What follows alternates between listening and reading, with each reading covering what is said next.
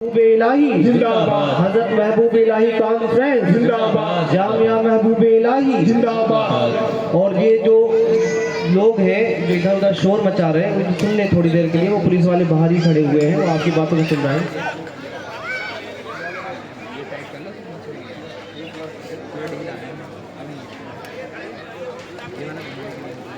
اچھا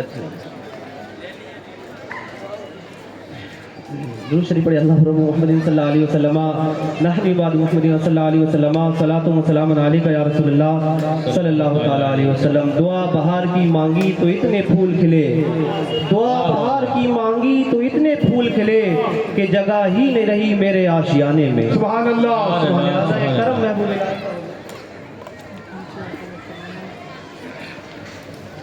لہذا آپ دیکھ رہے ہیں، آپ اسٹیج کو دیکھیں، یہ میرے احباب ہیں، یہ ایسے لوگ ہیں جو بغیر بلائے نہیں جاتے ہیں، یہ میرے ایسے احباب ہیں، یہ ایسے لوگ ہیں کہ بغیر نذرانے کے آپ محبوب الہی کی سرکار کی بارگاہ میں فیضان لینے کے لیے آ جاتے ہیں۔ میں آپ کا تو شکریہ ادا کرتا ہوں، میرے ہر بھائی کا، ہر عالم دین کا، ہر حافظ قرآن کا، ہر ائمہ اہل سنت کا میں احترام کرتا ہوں، اسی لیے کہ یہ لوگ ہیں جو ہمارے بلانے پر ایسے چلے آتے، نہ ہم ان کو نذرانہ دیتے، نہ صحیح سے دعوت دے پاتے، نہ صحیح سے ان کی خدمت کر پاتے، نہ ہم ان کو صحیح سے کھانا کھلا پاتے۔ اگر دہلی کی سرزمین پر جو صحیح سے کام کر رہا ہے تو یہی ائمہ اہل سنت ہے، یہی علماء اہل سنت ہے جو اپنی بستی بستی گھوم کر لوگوں کے درمیان پیغام اہل سنت پہنچاتے رہتے ہیں۔ لہٰذا آپ تمام حضرات اپنے اپنے ائمہ کی، اپنے اپنے علماء کے پاس میں قریب میں ہو، ان کی ضرور خدمت کیا کریں۔ میں آنے والے تمام معزز مہمان کا، تمام اپنے ائمہ، اپنی جماعت کے ہر ایک فرد کا دل کی عطا گہرائیوں سے ان کا استقبال کرتا ہوں۔ اللہ تبارک و تعالیٰ ان کے قدم قدم کے بدلے میں نعم البدل عطا فرمائے۔ اب آئیے بلا تاخیر، جو ہو چکا وہ ہو چکا، اب حضرت تشریف لا چکے، حضرت کو بلایا جائے، نعرہ لگائے، نعرہ تکبیر، اللہ اکبر، نعرہ رسالت، یا رسول اللہ، علماء اہل سنت، زندہ باد، فیضان محبوب الہی، زندہ باد، حضرت محبوب الہی کانفرنس، زندہ باد، جامعہ محبوب الہی، زندہ باد، خواجہ فرید احمد نظامی، زندہ باد، علامہ عطیف میاں صاحب قبلہ، زندہ باد، نعرہ تکبیر، اللہ اکبر، نعرہ رسالت۔ یا رسول اللہ۔ بس یہ کہتے ہوئے کہ بزم ناز میں اب تک تھے جو مسند نشین، ان کو سننے کے لیے بیتاب ہے یہ سامعین، جن کا عام و خاص سب کرتے ہیں احترام، وہ ناز بدایوں یا علامہ عطیف بدایونی۔ نعرہ حیدری، نعرہ حیدری، سجادہ قادری، سرزمین بدائن شریف۔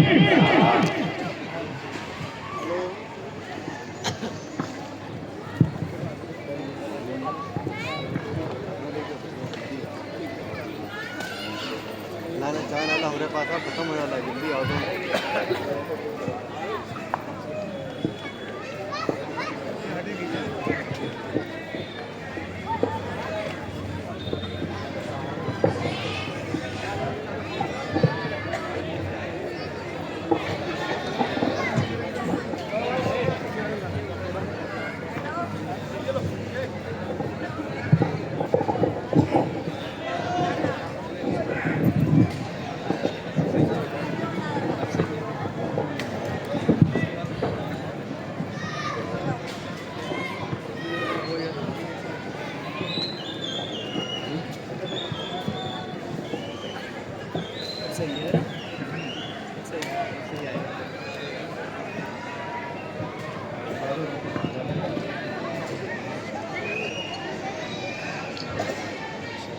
بسم اللہ الرحمن الرحیم وبہ نستعین۔ السلام علیکم ورحمۃ اللہ وبرکاتہ۔ وعلیکم السلام ورحمۃ اللہ وبرکاتہ۔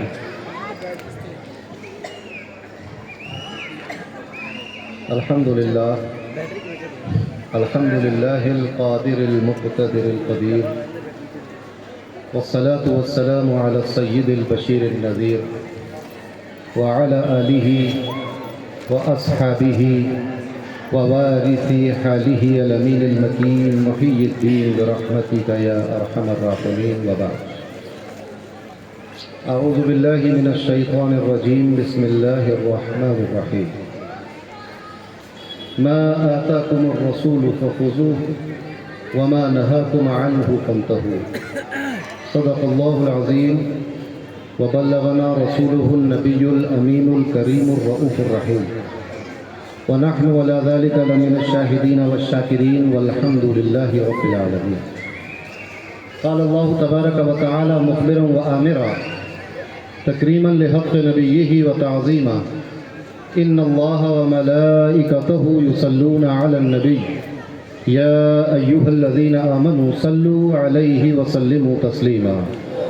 اللهم صل وسلم وزد وبارك عليه وعلى آله وصحبه ووارث آله وعلى من لديه صلاة وسلاما عليك يا رسول الله صلی اللہ تعالی علیہ وسلم.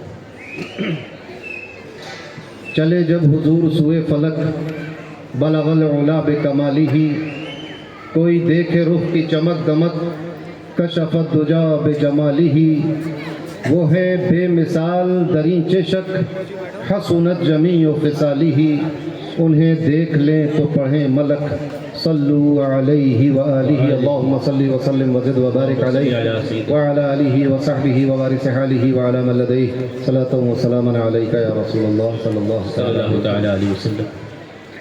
اللہ تبارک و تعالی کا فضل و احسان کہ اس نے ہمیں اور آپ کو اس مبارک بارگاہ میں اور اس بابرکت و بارونق و بامقصد اجلاس میں حاضر ہونے کی توفیق عنایت فرمائے.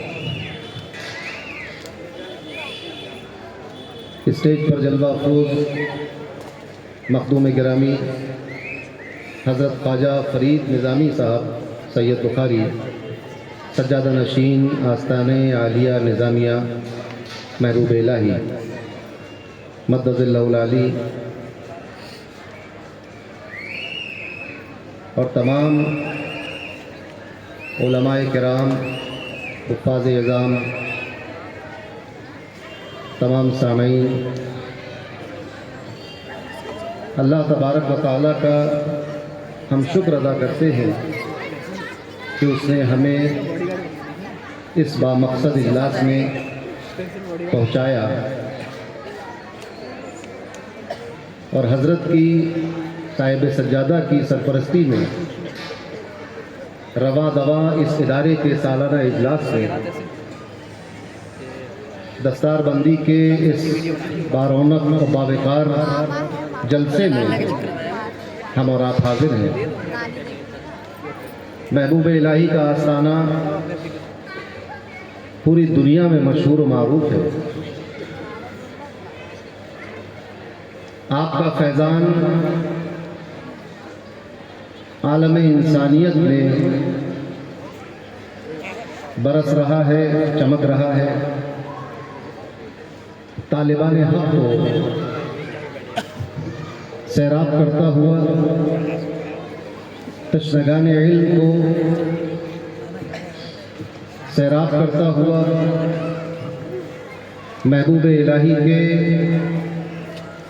اس فیضان کے بحر بے کراں سے آج ہم نے چند طلبہ کو سیراب اور فیضیاب ہوتے ہوئے اپنی آنکھوں سے دیکھا. کہ محبوب الہی قدس سرہ العزیز کے نام نامی اسم گرامی سے منسوب ادارہ، اللہ تبارک و تعالیٰ اس کو سلامت رکھے. آمین. اس ادارے کے ذمہ داران کو، بالخصوص صاحب سجادہ کو جو اس کی سرپرستی فرما رہے ہیں، مولانا جنید قادری صاحب جو اس کی ذمہ داری اپنے کاندھوں پر اٹھائے ہوئے ہیں، اور آپ تمام حضرات جو دام درم قدم سخن اس کے معاون و مددگار ہیں، اللہ تبارک و تعالیٰ سب کو خیر و برکت عطا فرمائے. آمین. اجر عظیم عطا فرمائے. آمین. آمین. سب کی حفاظت فرمائے. آمین. میں تو اس لائق نہیں تھا کہ اس عظیم شان اجلاس میں اور اتنی بڑی بارگاہ میں کچھ لفظ کشائی کروں. میں نے معذرت کر لی تھی، مگر مخدوم گرامی کا، خواجہ صاحب کا یہ حکم تھا کہ آپ کو مجھے آنا ہے، تو میں حاضر ہوں آپ کے سامنے. تاخیر بہت ہو گئی ہے، جس کام سے ہم آئے تھے وہ کام بھی ہو گیا، بچوں کی دستار بندی ہو گئی. کچھ دیر آپ کے سامنے کچھ گفتگو کرنے کی کوشش کروں.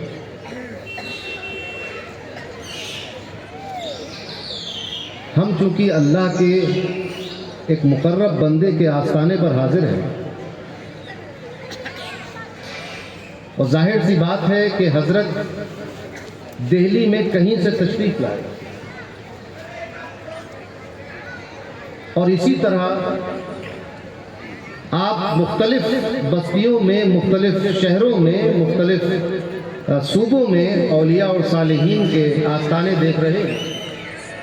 وہ لوگ بھی کہیں نہ کہیں سے تشریف لائے، جی ایسا بہت کم ہوا ہے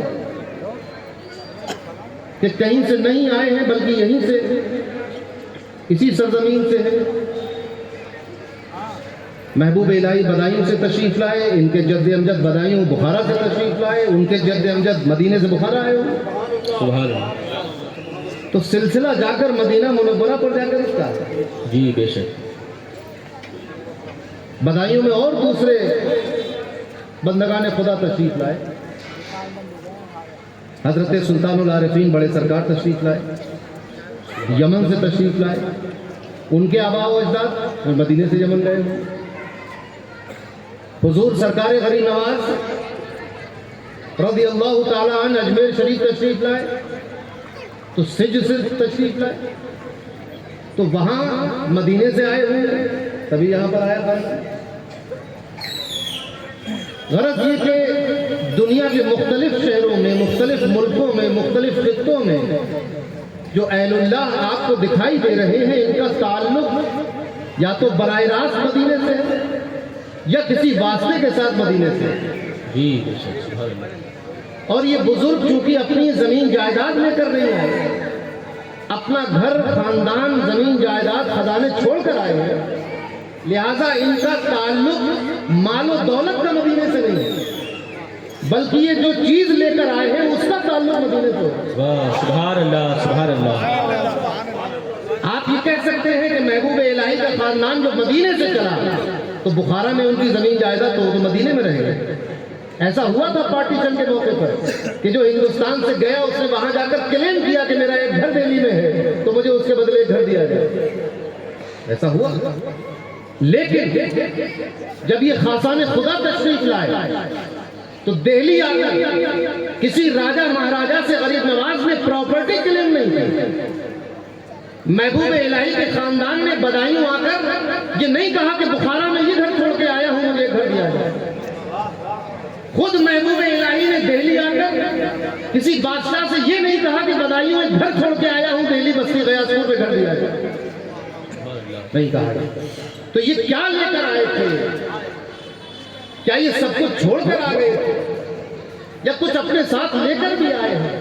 یقین مانو اگر یہ مدینے سے کچھ لے کر نہ آتے تو دہلی میں یہ آستانہ نہ ہوتا، واہ واہ، سبحان اللہ، اجمیر میں آستانہ نہ ہوتا۔ پتا چلا کہ کچھ تو لائے ہیں جو تقسیم کیا جا رہا ہے، کیا چیز ہے؟ سبحان اللہ، سبحان اللہ، اجمیر میں کیا تقسیم ہوا، پاک پٹن میں کیا تقسیم ہوا، مہرولی میں کیا تقسیم ہوا، اس بستی غیاثپور میں کیا تقسیم ہوا؟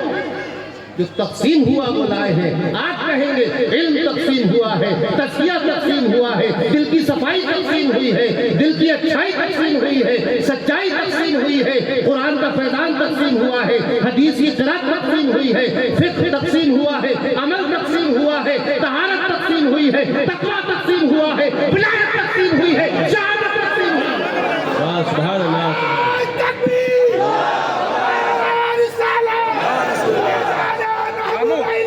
زندہ آباد، زندہ آباد، لائے اپنے ساتھ، یہ کہاں سے لائے؟ اس کی ضرورت نہیں پڑی۔ اللہ تبارک و تعالیٰ نے قرآن مجید میں یہ اعلان فرمایا، ما آتاکم الرسول فخذوہ، اے لوگوں جو کچھ اور جتنا کچھ حضور میرا نبی، میرا حبیب یعنی محمد مصطفیٰ صلی اللہ علیہ وسلم تمہیں عطا کر دے فخذوہ، اتنا لے لو، اس کو لے لو۔ جی بے شک، سبحان اللہ، وما نہاکم عنہ، اور جس چیز سے منع کر دے فانتہو، اس سے رک جاؤ۔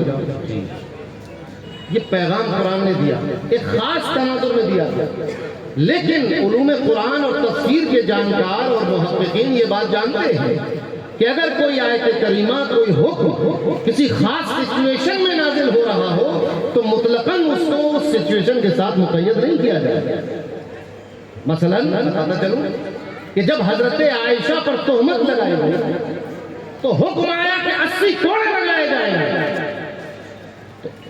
مگر یہ حکم اس سچویشن کے ساتھ خاص نہیں۔ آج کوئی یہ نہیں کہہ سکتا کہ یہ تو اس کے لیے تھا، ان پر جو الزام لگائے گا اس کے 80 کوڑے لگیں گے، نہیں، بلکہ مسئلہ یہ نکلا کہ اب کسی پر بھی جھوٹا اتہام لگایا جائے گا جس کی گواہی نہ دی جا سکے، 80 کوڑے لگائے جائیں گے صبح قیامت میں۔ بے شک شان نزول کی وجہ سے حکم منحصر ہو جائے، پھر جائے، ہر جگہ ایسا نہیں ہوتا۔ اس کی بات سچویشن ہوتی، کچھ چیزیں ہوتی ہیں جو وہیں خاص ہوتا ہے۔ جیسے حضور نے فرمایا مولا علی مشکل کشا کرم اللہ وجہ الکریم سے کہ فاطمہ کی زندگی میں تم دوسری شادی نہیں کر سکتے۔ یہ حکم انہی کے ساتھ خاص تھا، کسی دوسرے تک آیا نہیں۔ تو اب رسول اللہ نے، اللہ نے فرمایا جو رسول دے اس کو لے لو، اور جس سے منع کر دیں اس سے رک جاؤ۔ تو اب سوال یہ ہے کہ ہم بزرگان دین کے چاہنے والے، ماننے والے ہیں، محبوب الہی کے، سلطان جی کے ماننے والے ہیں، شیخ المشائخ کے ماننے والے ہیں، نظام الدین اولیاء کے ماننے والے ہیں رحمہ اللہ۔ یہ کیا لے کر آئے اور کیا ہمیں دیا؟ غور کرنے کا مقام یہ ہے۔ بہت کوئی فلسفیانہ گفتگو نہیں کروں گا، سمجھانا یہ چاہتا ہوں کہ کیا محبوب الہی نے براہ راست بظاہر نبی کریم صلی اللہ علیہ وسلم سے کچھ لیا؟ جو قرآن کا یہ حکم پورا ہو جائے، ماں آتاکم الرسول فخذوہ، آج آپ ہی کہہ سکتے ہیں کہ میں کیسے لے لوں رسول سے؟ مجھے تو دکھائی نہیں پڑتے، میں تو مدینے جاتا ہوں وہاں بھی دکھائی نہیں پڑتے، مجھے تو ہرا گنبد دکھائی پڑتا ہے، سنہری جالی دکھائی پڑتی ہے، مجھے رسول نہیں دکھائی۔ تو وہ کیا عطا کریں جو میں لے لوں؟ کیونکہ میں تو اس زمانے میں نہیں تھا جب بظاہر حضور کسی کو کچھ تقسیم کر رہے تھے، کچھ ارشاد فرما رہے تھے۔ علماء آپ کی دستگیری کریں گے، وہ یہ کہیں گے کہ تم اگر اس حضور کو نہیں دیکھ سکتے، اس زمانے میں نہیں تھے، تو جو اس زمانے میں تھا اس سے بات کرو۔ آپ کہیں گے کہ جو اس زمانے میں تھا میں اس کے زمانے میں بھی نہیں تھا، تو کہا جائے گا کہ جو اس کے زمانے میں تھا اس سے بات کرو۔ یعنی جس نے متصل سلسلہ پا لیا ہے آپ اس سے بات کریں۔ تابعین رسول سے کیسے لیں گے؟ لینا سب کو حضور سے ہے، مگر طریقہ یہ نکلا کہ صحابی نے حضور سے براہ راست لیا۔ اب تابعی کے لیے بھی حکم یہ ہے کہ جو حضور دے اس کو لے لو۔ تابعی کیسے لے گا؟ تو تابعی کو راستہ یہ ملا کہ کوئی صدیق اکبر کا ہاتھ تھامے ہوئے ہے، کوئی فاروق اعظم کا ہاتھ تھامے ہوئے ہے، کوئی عثمان غنی کا ہاتھ تھامے ہوئے ہے، کوئی مولا علی مشکل کشا کا ہاتھ تھامے ہوئے ہے، کوئی عبداللہ ابن مسعود کو تھامے ہوئے ہے، کوئی عبداللہ ابن عمر کو تھامے ہوئے ہے، کوئی امام حسین کو تھامے ہوئے ہے، کوئی امام حسن کو تھامے ہوئے ہے۔ غرض یہ کہ رسول کے تربیت یافتہ لوگوں میں سے جس نے جس کا زمانہ پایا اس کو تھاما اور اس سے جو لیا، ماں آتاکم الرسول پر عمل کیا۔ بظاہر رسول دکھائی نہیں دیتے، مگر لینے والا سمجھ رہا ہے اور دینے والا بھی سمجھ رہا ہے کہ یہ حضور ہی کا دیا ہوا ہے، منع کرنے والا بھی سمجھ رہا ہے حضور ہی نے منع کیا ہے۔ تو تابعین کو جو ملا وہ بھی رسول سے ملا۔ بے شک، سبحان اللہ سبحان اللہ۔ جب حضور نے حضرت معاذ ابن جبل رضی اللہ تعالیٰ عنہ کو حجاز مقدس سے باہر روانہ کیا کہ جاؤ یمن کی طرف، آپ تیار ہوئے۔ سفر کے وقت آپ نے پوچھا کہ کیسے وہاں فیصلے کرو گے؟ عرض کیا حضور قرآن سے فیصلہ کرو گے۔ فرمایا وَإِن لَمْ تَجِدْ، اگر تم نہیں ڈھونڈ پائے قرآن میں یہ مسئلہ، عرض کیا کہ آپ کی سنتوں سے، حدیثوں سے عمل کروں گا، فیصلہ کروں گا۔ فرمایا کہ اگر اس میں بھی تمہیں نہیں ملا، عرض کیا کہ پھر میں اپنی رائے سے فیصلہ کروں گا۔ پتہ یہ چلا کہ عالم دین کی رائے بھی اپنی نہیں ہوتی، ماں آتاکم الرسول وہ بھی رسول کی طرف سے کی ہوئی۔ واہ واہ، سبحان اللہ سبحان اللہ۔ ایک مجتہد کی رائے بھی اپنی نہیں ہوتی، بے شک، اس مجتہد کی رائے بھی حضور کی طرف منسوب ہوتی ہے کہ یہی حضور کا دین اور حضور کا فیصلہ ہے۔ بے شک، سبحان اللہ۔ آج جس آستانے پہ ہم حاضر ہیں، ان کی ولایت تو ایک طرف رہی، ان کی علم کی شان یہ ہے کہ بڑے بڑوں نے کہا کہ یہ علم کے اس مقام پر ہے جس مقام پر مجتہدین ہوا کرتے ہیں۔ سبحان اللہ سبحان اللہ۔ یہ قرآن و حدیث کے اس علم کے اس مقام پر ہے جو مقام ایک مجتہد کا ہوتا ہے۔ ائمہ مجتہدین میں محبوب الہی کا شمار کیا جائے۔ بے شک، سبحان اللہ سبحان اللہ۔ تو اب آپ کو اور ہمیں جو لینا ہے، یہ جو لے کر آئے وہی پیغام لائے جو حضور نے دیا، اور وہ پیغام لینا پڑے گا۔ جو دے اس سے انکار نہیں کیا جا سکتا. مثلا اللہ نے قرآن میں یہ اعلان کیا کہ جب کوئی مر جائے مسلمان تو اس کی جائیداد اور اس کے مال اور متاع جو ہے وہ اس کے وارثین میں تقسیم ہو. اور کس وارث کو کتنا ملے گا یہ قرآن نے طے کرے گا. تو اب حضور نے بتایا کہ کس کو کتنا ملے گا. اب کوئی مسلمان یہ نہیں کہہ سکتا کہ مجھے ترکہ نہیں چاہیے. آپ نہیں کہہ سکتے. لوگ کہہ دیتے ہیں کہ نہیں میں نہیں لوں گا, آپ میرے بھائی کو دے دیجیے, یہ میری بہن کو دے دیجیے. ایسا حالانکہ مسلمانوں میں کم ہوتا ہے کہ بہنوں کو حصہ ملے. میں ایک سمجھانے کے لیے آپ کو کہہ رہا ہوں, یہ ایک لعنت ہے, اس سے بچیے. بہن کا بھی باپ کی پراپرٹی میں اتنا ہی حصہ ہے جتنا قرآن نے طے کر دیا ہے. مگر لوگ کہتے ہیں کہ فلاں کو دے دیجئے, فلاں بھائی کو دے دیجئے, بڑے بھائی کو دے دیجئے. نہیں, آپ کو لینا ہوگا. لینے کے بعد, قبول کرنے کے بعد اب آپ جس کو چاہیں تو فتن دے سکتے. جی بے شک. اب بھائی کو دے دیں, اماں کو دے دیں, اس مدرسے میں دے جائیں آ کے جس کے یہ بچے بیٹھے ہوئے ہیں, جہاں چاہیں کہ آپ کی مرضی, ہر جائز حلال کام میں خرچ کر سکتے. لیکن لینا پڑے گا, منع نہیں کر سکتے آپ, کیونکہ یہ فیصلہ ہو چکا کہ جو دیا جائے وہ لینا ہوگا. آپ ذرا سوچیے محبوب الہی سے ہم نے کیا لیا, وہ کیا لے کر آئے تھے, یہ اولیاء اور صالحین کیا لے کر آئے ہیں. سلسلہ تو میں نے آپ کو بتایا کہ ان سے لے کر رسول اللہ تک متصل ہے, اور وہاں سے یہ چلا آ رہا ہے سلسلہ بسلسلہ. اب محدثین کی زبان میں اس کو روات کا سلسلہ کہتے ہیں, سند کا سلسلہ کہتے ہیں. صوفیہ کی زبان میں طریقت کا سلسلہ کہا جاتا ہے. مگر بات یہی ہے, جب محدث حضور کے الفاظ نقل کرتا ہے تو سلسلہ بتاتا ہے, اور جب صوفی حضور کا تزکیہ نقل کرتا ہے تو سلسلہ بتاتا ہے. واہ واہ, سبحان اللہ سبحان اللہ. اگر کوئی محدث ہی کہے گا انما الاعمال بالنیات تو سلسلہ بتائے گا, اور اگر صوفی یہ کہے گا کہ یہ امامہ حضور کی سنت ہے تو سلسلہ بتائے گا کہ مجھے میرے شیخ نے دیا, اس کو اس کے شیخ نے دیا, یہاں تک کہ یہ سلسلہ رسول اللہ صلی اللہ علیہ وسلم تک پہنچا. سبحان اللہ سبحان اللہ. سلسلہ ہے متصل. تو کیا دیا, زمین جائیداد تو چھوڑ کر آئے تھے تو وہ آپ کہہ نہیں سکتے کہ زمین بانٹ دی. کیا دیا ہے؟ اسلام کا بنیادی پیغام ہے کہ اللہ ایک ہے, اس کا کوئی شریک نہیں. یہ پیغام دیا ہے, یہ بنیادی پیغام ہے. اگر یہ پیغام علماء اہل سنت اور صوفیہ کے زندگی سے نکال دے تو صوفی صوفی نہیں رہتا, عالم عالم نہیں رہتا, ولی ولی نہ رہے, شہید شہید نہ رہے. اگر یہ پیغام نکال دیا جائے. اور مزے کی بات بتاؤں, انبیاء تو چونکہ معصوم ہے, معصوم, خطا کا امکان نہیں, لیکن سمجھانے کے لیے اگر سمجھانے کے لیے کہ اگر آپ کسی پر نبی کا اعتقاد رکھتے ہیں کہ فلاں نبی ہے لیکن کلمہ توحید کی تبلیغ نہیں کرتا تو وہ نبی نہیں, وہ رسول نہیں ہو سکتے. کیونکہ رسولوں کا, نبیوں کا کام ہی یہ ہے کہ دنیا میں آ کر یہ بتائیں کہ دنیا بنانے والا ایک ہے اور وہ ایک ہے, اور اسی نے سب کو بنایا. بے شک سبحان اللہ. اتنا اہم عقیدہ ہے عقیدہ توحید. یہ پیغام بنیادی پیغام ہے.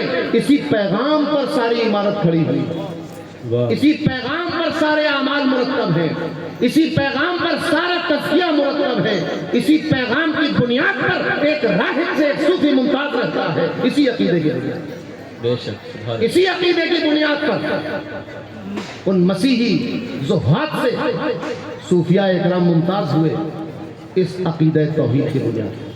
یہ حضور اکرم صلی اللہ علیہ وسلم نے دیا ہے. فرمایا کہ اللہ ایک ہے, اس کا کوئی شریک نہیں, نہ کوئی اس کی ذات میں اس کا کوئی شریک ہے, نہ صفات میں اس کا کوئی شریک ہے, نہ افعال میں اس کا کوئی شریک ہے. بے شک سبحان کس اللہ. نے کہا؟ حضور نے فرمایا. اگر اتنی شدت کے ساتھ وحدہ لا شریک لہ اس کی تبلیغ نہ کی جاتی تو مشرکین مکہ کو کوئی آپتی نہیں تھی. افسوس تو اسی بات کا تھا انہیں کہ کیا یہ ایک ایسا عقیدہ لے کر آئے ہیں جس میں صرف ایک خدا ہے, ایک اللہ, یعنی جو ہمارا غلام ہے اس کا رب بھی وہی, اور جو سردار ہیں مالک ہیں ان کا رب بھی وہی, جو کالا ہے اس کا رب بھی وہی, جو گورا ہے اس کا رب بھی وہی, جس کو ہم نے خریدا تھا وہ اس کا بھی وہی رب.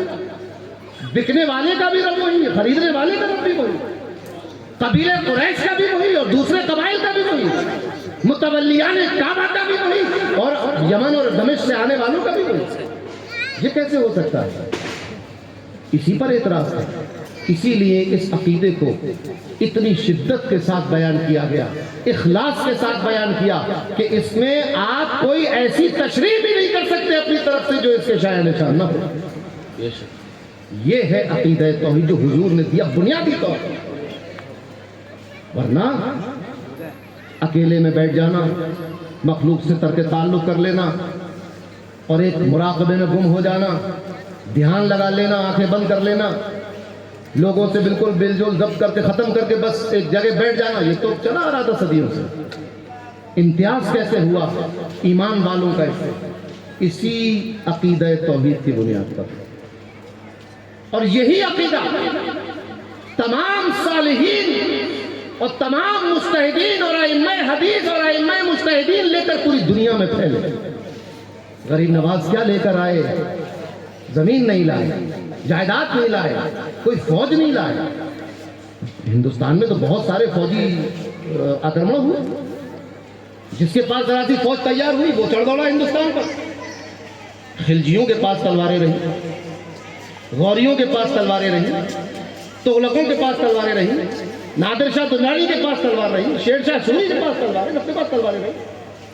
और जो यहाँ के पुराने राजे महाराजे थे उनके पास भी तलवारें रही। मगर गरीब नवाज जब आए तो कोई तलवार नहीं लाए, कोई फौज नहीं लाए, कोई चढ़ाई करते हुए नहीं आए, फकीराना लिबास में आए। और क्या लेकर आए? ला इलाहा इल्लल्लाह मुहम्मद रसूलुल्लाह सल्लल्लाहु अलैहि वसल्लम। ये पैगाम लेकर हिंदुस्तान में आए। बेशक सुभान अब अल्लाह। सोचो, आप एक मदरसे के जलसे में, दस्तारबंदी के जलसे में बैठे हैं। इस मदरसे से अगर कोई चीज निकाल कर इस मदरसे को तहोबाला और तहस-नहस करना हो, आस्थानों को मिटाना हो और दरगाहों को खत्म करना हो, तो अकीदे तौहीद खींच लीजिए, खत्म हो जाएगा।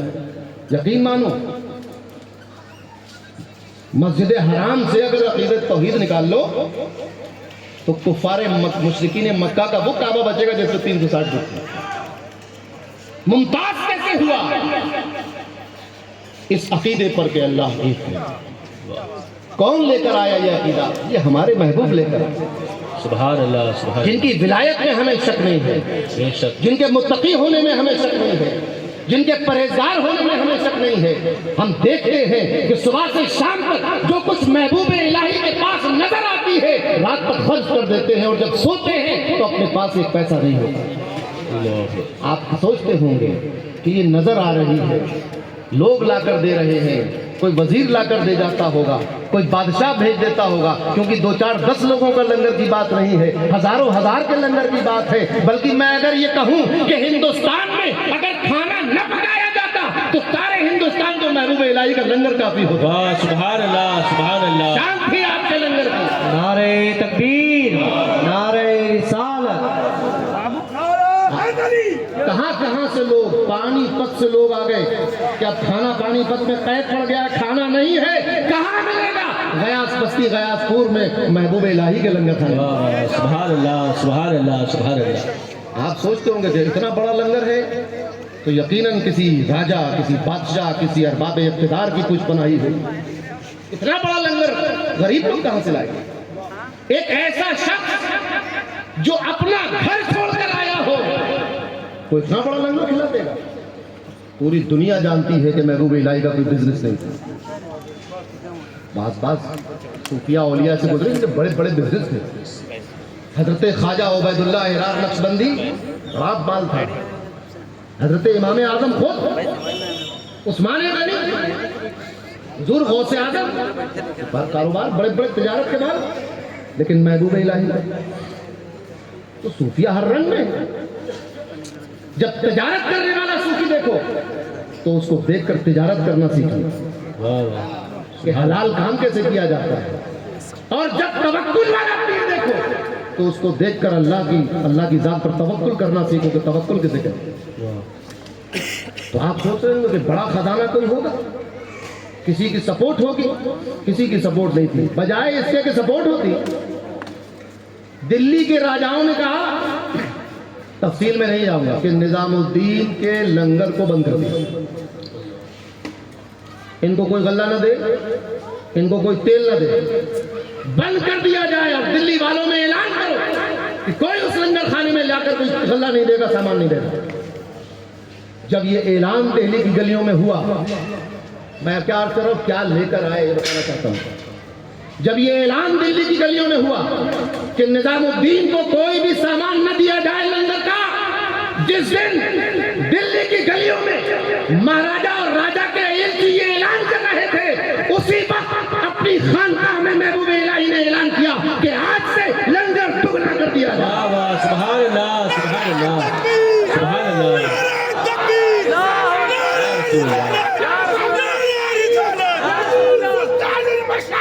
زندہ باد، زندہ باد،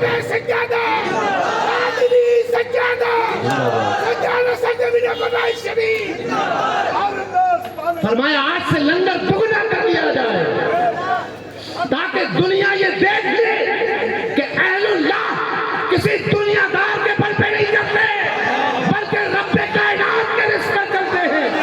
اور اللہ نے اپنی صفت کا ایسا جلوہ عطا کیا محبوب الہی کو کہ اس کو رزاق تسلیم کرنا ہو تو محبوب الہی کے لنگر خانے میں دسترخوان کو آ کر دیکھو تو سمجھو گے کہ وہ کیسا رزاق ہے۔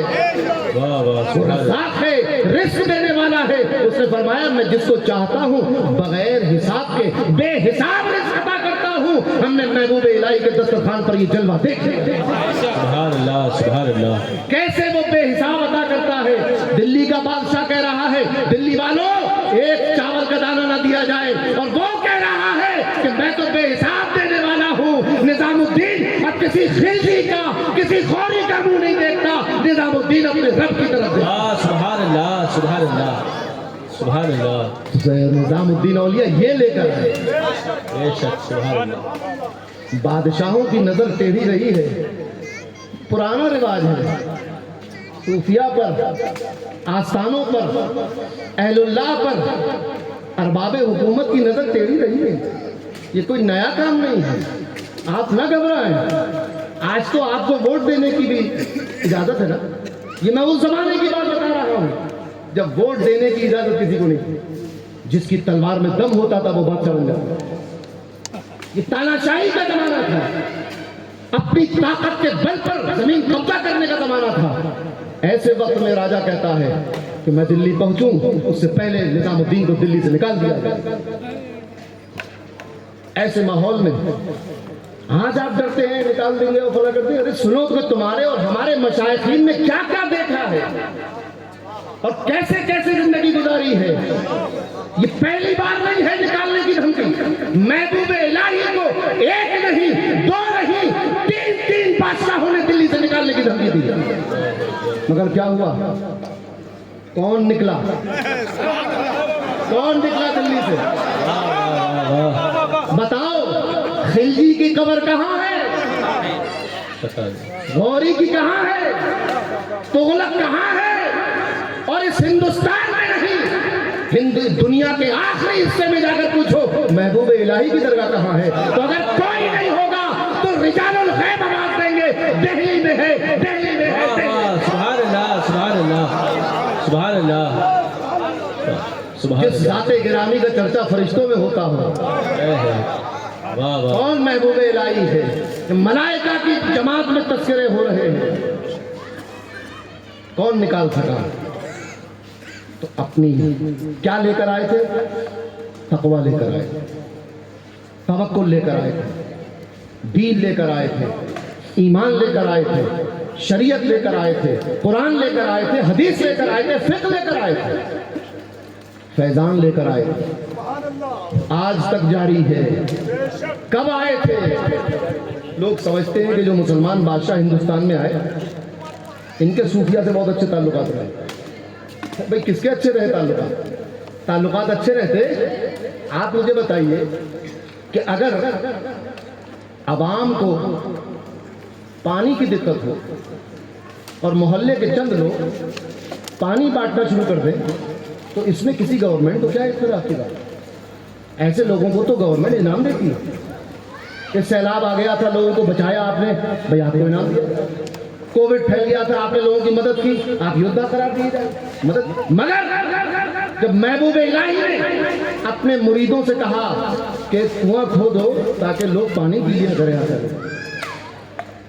کنواں بناؤ، کنواں کھودو تاکہ یہاں کے رہنے والوں کو پانی کی دقت دور ہو جائے، تو بادشاہ سلامت نے کہا کہ کنواں رکھوا دو، کنواں نہیں کھودا جائے گا، کنواں کام بند کرا دیا جائے گا۔ یہ کیسی حکومت ہے جو اپنے ہی یہاں ترقی کے کاموں میں روڑا اٹکا رہی ہے؟ یہ کون تھا؟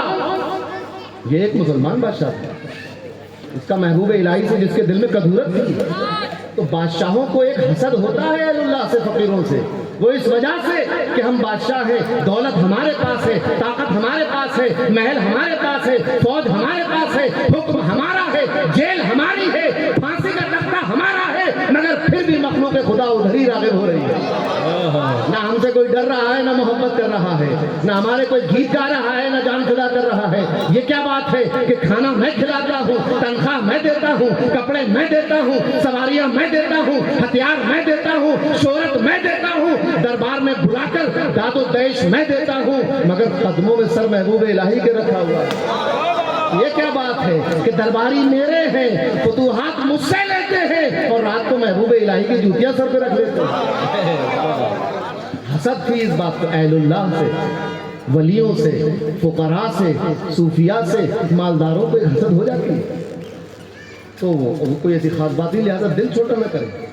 ہمارے سامنے محبوب الہی کی زندگی موجود ہے، تو کیا لے کر آئے؟ دین لے کر آئے۔ کیوں لے کر آئے؟ کیونکہ اللہ کا حکم تھا کہ جو حضور دے اس کو لے لو، جس سے روک دے اس سے رک جاؤ۔ تو اب محبوب الہی کی زندگی میں ہم دیکھیں کہ کیا کیا موجود ہے، پتہ چلے گا کہ یہ حضور نے عطا کیا ہے اس لیے ان کے پاس ہے، اور جو نہ ملے سمجھتا کہ روک دیا تھا اس لیے ان کے پاس نہیں۔ واہ واہ سبحان اللہ۔ نمازیں ان کے پاس ہوں گی، سمجھ لو کہ اس کا حکم ملا ہے۔ جھوٹ ان کے پاس نہیں ہوگا، سمجھ لو کہ منع کر دیا ہے۔ محفل سما محبوب الہی کی، اس پر تو کسی اور کوئی اور موضوع ہو تو پھر اس پر بات ہو، کیا محفل رہی ہوگی، کتنی پابندی اور پاکیزگی کے ساتھ۔ فقہ حنفی میں عام طور سے بات کہی جاتی ہے کہ مضامین نہیں سننا چاہیے۔ میں یہ دعوے کے ساتھ کہہ سکتا ہوں کہ جس سما کی محفل میں حضرت محبوب الہی بیٹھے ہو، بابا فرید بیٹھے شکر بیٹھے ہو، حضرت قطب الاقطاب بختیار کاکی بیٹھے ہو، اس مجلس میں اگر امام اعظم کو تشریف لانا ہو، امام محمد کو آنا ہو، امام قاضی ابو یوسف کو آنا ہو، تو ان کو بھی تکلف نہیں ہوگا۔ ان پاک باز لوگوں کی محفل ہے، کیونکہ یہ وہ لوگ ہیں کہ جب یہ محفل سجاتے ہیں تو اکیلے نہیں ہوتے، بلکہ ایک جلوہ اور ہوتا ہے، ایک جلوہ اور ہوتا ہے۔ اب آپ قیاس مال فارغ کر لیں آج کی تسلیم عارف اور ٹینا پروین کی قوالی کو، محبوب الہی کی محفل سما پر، کہ قیاس مال فارغ ہے، اس کی اجازت نہیں ہے۔ بات وہ ہونی چاہیے جو اصول اور دلائل کے مطابق ہے، ان کی محفل سما میں۔ آج لوگ بے حال ہو جاتے ہیں، اس وقت بھی لوگ بے حال ہوتے تھے۔ لوگوں نے دیکھا کہ کوئی کرتا پھاڑے لے رہا ہے، کوئی سر پھوڑے لے رہا ہے، ایسا کیا ہوتا تھا؟ میں عرض کرتا ہوں کہ یہ حال کی کیفیت محفل سما پر نہیں تھی، کسی قبال کی پر ہونے میں تک نہیں تھی، یہ اس صاحب کرامت، اس صاحب ولایت کے جلووں سے تھی جو وہاں میرے مجلس۔ واہ واہ سبحان اللہ سبحان اللہ سبحان اللہ، بے شک سبحان اللہ۔ ورنہ تو اگر یہ اعتراض محبوب الہی اور چشتیوں پر ہوا تو پھر غوث اعظم کی مجلس کو کیا کہو گے کہ روزانہ مجلس باز کی محفل میں کسی کا انتقال ہو جاتا ہے، کسی کا کرتا پھٹ جاتا ہے، کوئی بے حال ہو جاتا ہے، کوئی چیخنے لگتا ہے، کوئی رونے لگتا ہے، کوئی سر مارنے لگتا ہے، کوئی ناچنے لگتا ہے۔ بہجت اللہ صاحب کی روایتیں اٹھا کر دیکھو، حضور غوث اعظم کی کوئی باز کی محفل ایسی نہیں تھی جس میں لوگوں کو کیفیت نہ آ جاتی۔ کیا کہیں گے آپ؟ حضور غوث اعظم کے شہزادے جب عالم فاضل ہو گئے تو لوگوں نے کہا حضور صاحبزادے کو بھی بات کا موقع دیا جائے۔ آپ کے صاحبزادے نے بہترین خطاب کیا، قرآن و سنت کی روح، ایک سناٹا طاری رہا، پن ڈراپ سائلنٹ، سناٹا طاری ہو گیا۔ جب خطاب ختم ہو گیا تو حضور غوث اعظم نے فرمایا کہ کل رات ایک شخص مجھے دودھ دے کر گیا تھا، اپنے صاحبزادے کی طرف فرمایا ان کی والدہ کو میں نے دے دیا، انہوں نے وہ دودھ کا کٹورا، مٹی کا پیالہ چھینکے میں لٹکا دیا، رات کو بلی نے چھلانگ لگائی، چھینکے سے مٹکی نیچے گری اور ٹوٹ گئی، دودھ پھیل گیا، بس اتنا کہا تھا کہ لوگوں پر گریا تاری ہو گیا، کسی کا گریبان پھٹ گیا، کسی نے سر کے بال نوچ لیے، کوئی کلمہ پڑھنے لگا، کوئی دنیا سے رخصت ہو گیا۔ یہ کیفیت ہے اہل اللہ کے یہاں پر، کیوں؟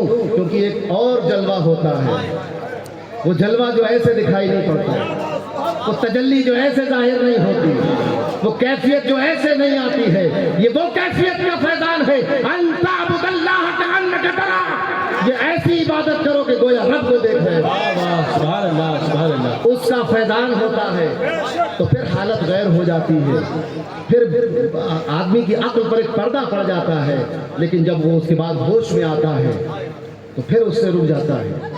تو پتہ یہ چلا یہ کیفیت جان بوجھ کے پری پلان تیاری کے ساتھ بالارادہ نہیں ہوتی، بالارادہ ہو تو اسی کو ناچ اور رقص کہا جاتا ہے، اور بے ارادہ ہو تو اس کو حال اور کیف کہا جاتا ہے۔ تو محبوب الہی کیا لے کر آئے؟ دین لے کر آئے، علم لے کر آئے، تعلیم لے کر آئے، اور خود آج یہاں دستار بندی ہوئی حفظ کی ترقی، محبوب الہی کی بھی 850 سال پہلے دستار بندی ہوئی تھی، چھوٹے سے بچے ہیں، حفظ مکمل ہو گیا ہے، حضرت شادی مقری کے شاگرد ہیں، تجوید کے ساتھ قرآن پڑھ لیا ہے، حفظ مکمل ہو گیا، آپ کی والدہ ماجدہ طیبہ طاہرہ نے اپنے ہاتھوں سے کپڑا بنا تھا، سوت کاٹ کر اس کپڑے کی دستار باندھی گئی ہے، اور کچھ روپے بھی دیے اپنے بیٹے کو کہ استاد کو نظر پیش کر دے رہے، پیسے بھی دیے، کیسے؟ سوت کاٹ کے، روئی سے سوت بنا کر اس کا کپڑا بنایا، بازار میں بیچے، کپڑا لیا، نذرانہ لے کر گیا، تو محبوب الہی کی بھی دستار ہوئی۔ تو مجھے خوشی ہے اس بات کی کہ جو وہ لے کر آئے تھے آپ لوگوں نے اس کو قائم رکھا، آج یہ دستار بندی فیض ہے محبوب الہی کی دستار بندی کا، اور انشاءاللہ ان بچوں کی زندگی میں بھی فیض رہے گا محبوب الہی کا۔ تو اس ادارے کو مضبوط کیجئے، علم کو مضبوط کیجئے، اور یہ جھوٹا یہ داغ اپنی پیشانی سے مٹائیے کہ آستانوں اور خانقاہوں میں صرف چادر بیچی اور خریدی جاتی ہے۔ جھوٹا الزام ہے کہ آستانوں پر جو ہے وہ جیبیں کاٹ لی جاتی ہیں۔ علامہ اقبال نے کہا تھا کہ خانقاہوں میں مجاور رہے گا یا گورکن، آ کے دیکھتے کہ محبوب الہی کے آستانے پر ایک مدرسہ کھلا ہے، اور وہ مدرسہ بھی سیٹھوں کے اور مالداروں کے اور گورنمنٹ کے خرچے پر نہیں چلتا، بلکہ فقراء کے اور محبت کرنے والوں کے تعاون سے چلتا ہے، اور بچے وہاں پر فیضیاب ہوتے ہیں، وہ دستار بندی بھی ہوتی ہے۔ تو اگر چند لوگ کچھ خراب کر رہے ہیں، پوری امت بدنام نہیں ہوگی، پورا مسلک بدنام نہیں ہوگا، تمام کنبہ بدنام نہیں ہوگا، تمام صوفیہ اور آستانے بدنام نہیں ہوں گے۔ درد جہاں ہوگا علاج وہاں کا کیا جائے گا، سر میں درد ہوگا تو ہارٹ اٹیک کی دوا نہیں دی جائے گی۔ لہذا ہمیں اپنے کردار و عمل سے یہ داغ دھونا ہے کہ آستانوں میں جہالت کے ڈیرے ہیں، آستانوں میں تو سب غیر شرعی کام ہوتے ہیں، آستانوں میں تو توحید کا ذکر نہیں ہوتا۔ آستانہ مرکز ہے عقیدہ توحید کی نشر و اشاعت کا۔ اگر غریب نواز نہ آتے، کسی مولوی کے پاس کی بات نہیں تھی کہ ہندوستان کو کلمہ پڑھا دیتا۔ سبحان اللہ سبحان اللہ، یہ غریب نواز کی فیضان تھا۔ اب جب غریب نواز نے لا کر فیضان عام کیا، اب محدث پیدا ہوں گے، شیخ عبدالحق محدث دہلوی پیدا ہوگا، یہ غریب نواز کے کھاتے میں جائے گا۔ شاہ ولی اللہ کا خاندان پیدا ہوگا، غریب نواز کے کھاتے میں جائے گا۔ محبوب الہی کی دستار ہوگی، غریب نواز کے کھاتے میں جائے گی۔ بابا فرید کا فیضان عام ہوگا، غریب نواز کے خزانے میں جائے گا۔ بدایوں میں مدرسہ قادریہ قائم ہوگا، غریب نواز کا فیضان ہے۔ دہلی میں جامعہ محبوب الہی قائم ہوگا، غریب نواز کا فیضان۔ سبحان اللہ سبحان اللہ، نعرہ تکبیر، نعرہ رسالت، یا رسول اللہ۔ تو الحمدللہ ایک بیداری آئی ہے۔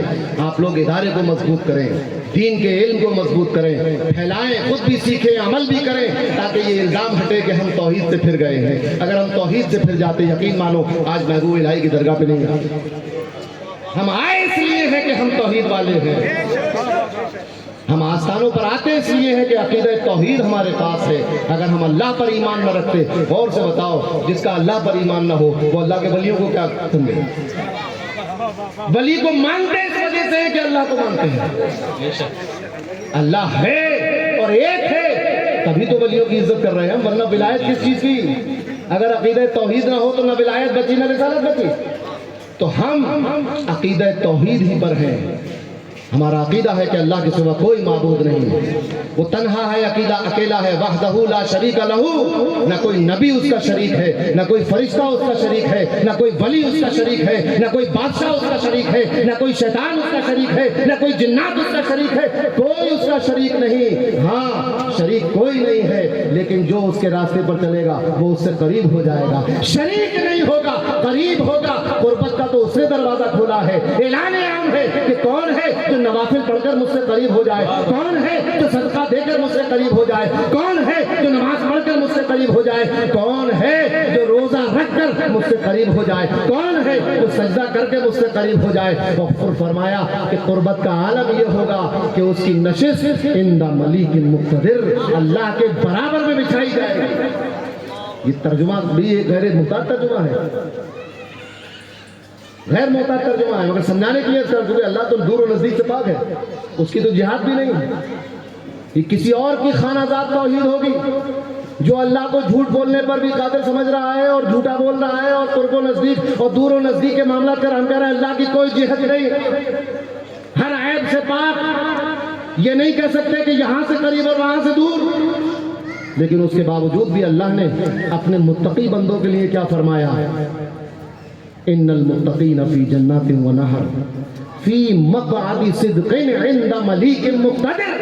قیامت کے دن یہ مالک یوم الدین یعنی اللہ کے قرب خاص میں سچائی کی مسندوں پر بٹھا لے جائے۔ تو قرب کا دروازہ کھلا ہے، تو جو اس کے بتائے ہوئے راستے پر چلا وہ قریب ہوا، جو حضور کے نبی کے رسول کے بتائے ہوئے راستے پر چلا وہ قریب ہوا۔ اب جو جتنا ہوا وہ اتنا قریب ہو گیا۔ اب یہ اللہ جانے کون کتنا قریب ہے، اور قریب ہونے والا جانے کہ اس کا کیا مقام ہے۔ ہماری ذمہ داری یہ ہے کہ ہم نے چونکہ اس کو مان لیا ہے تو اس کے محبوبوں کو بھی مان لیں۔ بھائی اتنی سی بات ہے کہ ہم اولیاء سے محبت کرتے ہیں، شہداء صالحین سے محبت کرتے ہیں، کیونکہ ہم اللہ سے محبت کرنے والے ہیں، اور وہ جس سے محبت کر لے ہمیں اس سے محبت کرنا ہے، بس اتنی سی بات ہے۔ تو الحمدللہ آج اس آستانے پہ ہم اور آپ حاضر ہیں، ایک ادارے میں، تعلیمی ادارے کے جلسے میں حاضر ہیں، صاحب سجادہ کی موجودگی میں ہم حاضر ہیں، تو ہمارا عزم مصمم یہ ہونا چاہیے کہ ہم اس علم کو فروغ دیں جو محبوب الہی لے کر آئے تھے، ہم اس خزانے کے امین بنے اور وارث بنے جو محبوب الہی لے کر آئے تھے، ہم اس فیضان کو حاصل کریں اور عام کریں جو محبوب الہی لے کر آئے تھے، اسی فیضان کو ہم لے کے چلیں گے تو انشاءاللہ۔ تو اب یہ سلسلہ چلا ہے، حضرت خواجہ فرید نظامی سید بخاری رضی اللہ مدد اللہ العالی کی قیادت میں، ان کی سرپرستی میں، لیکن عربوں میں اصل میں زندہ لوگوں کو بھی رضی اللہ تعالیٰ کہہ دیا جاتا ہے، یہ دعائیہ کلمہ ہے، تو وہی زبان پہ چڑھا ہوا ہے، تو ان کی سرپرستی میں آگے چلا، تو اس کو دور تک لے جانا ہے تاکہ یہ اعلان ہو سکے ہمارے کردار و عمل سے کہ ہم ہیں اس صحیح عقیدے کے وارث اور اس صحیح دین اور اسلام کے جو نبی کریم صلی اللہ علیہ وسلم کے ذریعے دنیا میں پھیلایا اللہ، وہ ہونا چاہیے۔ تو الحمدللہ اس عزم اور اس عہد کے ساتھ کہ ہم اپنے ایمان کو مضبوط رکھیں، اپنے عقیدے کو اچھا رکھیں، اپنے اعمال کو اچھا رکھیں، دلوں کو صاف رکھیں، اولیاء سے محبت کرتے رہیں اور ان کے تعلیمی مشن کو عام کرتے رہیں، اللہ تبارک و تعالی ہمیں اس میں کامیابی عطا فرمائے۔ وآخر دعوانا الحمدللہ رب العالمین۔